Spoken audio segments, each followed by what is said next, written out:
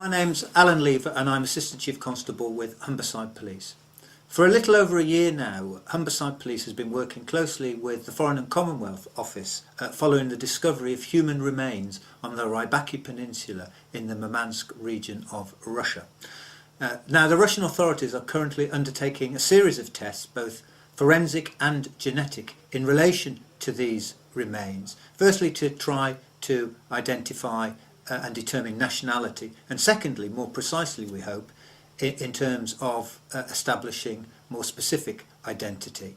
The remains appear to have been found in 1974 or 1975 by local people and buried under rocks. Now, this area of Russia, the Rybaki Peninsula, is an area which is consistent with where bodies may have washed ashore from the hull fishing vessel, the Gaul, which sank in 1974. Well, we made the decision to wait before informing the families because we wanted to be certain that we had something meaningful to tell them.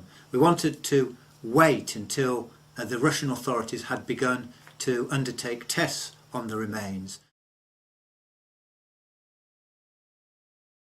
We're certainly very conscious of the 40th anniversary coming up very quickly, but the reason why we're contacting families now is twofold. Firstly, because the Russian authorities are now undertaking meaningful scientific tests, and so therefore that is some constructive information we can pass to the families. And secondly, we want to obtain from family members material, DNA, that we can use both to assist, we think, with this inquiry and perhaps also to assist with future inquiries. So it's for those two reasons that we're now contacting the families and providing them with this information.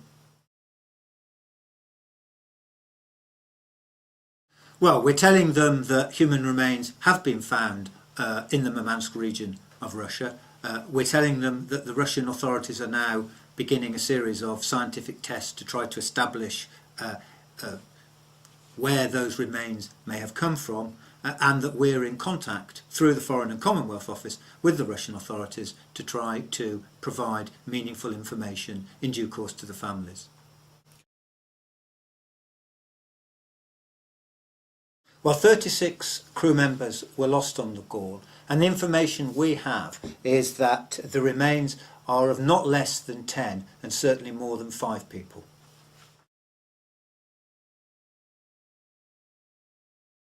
Well, the information we have is that the bodies were found by local people, people who live and work in the region on the Rybaki Peninsula, and we think they were found originally in 1974 or 1975, and then the remains were buried by local people under rocks, and that information was made available through the Russian authorities to the Foreign and Commonwealth Office in 2012.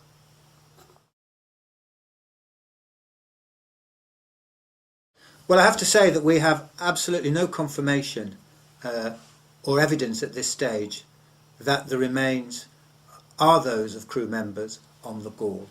But we know that this area is an area in which bodies could have washed ashore, and so therefore we know that family members will have an interest in this, and that's why we're undertaking these tests. But I have to stress that at this stage we have no evidence to suggest that the remains are those of the crew of the Gaul.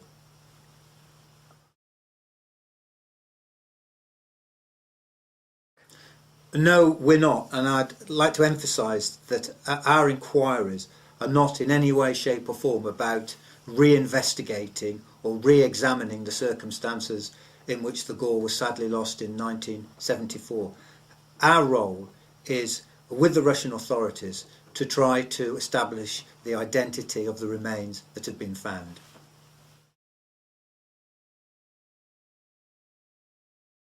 We've offered our assistance to the Russian authorities via the Foreign and Commonwealth Office to assist in whatever way we can in the identification of the remains. But at this stage that doesn't amount to making any plans to travel to Russia.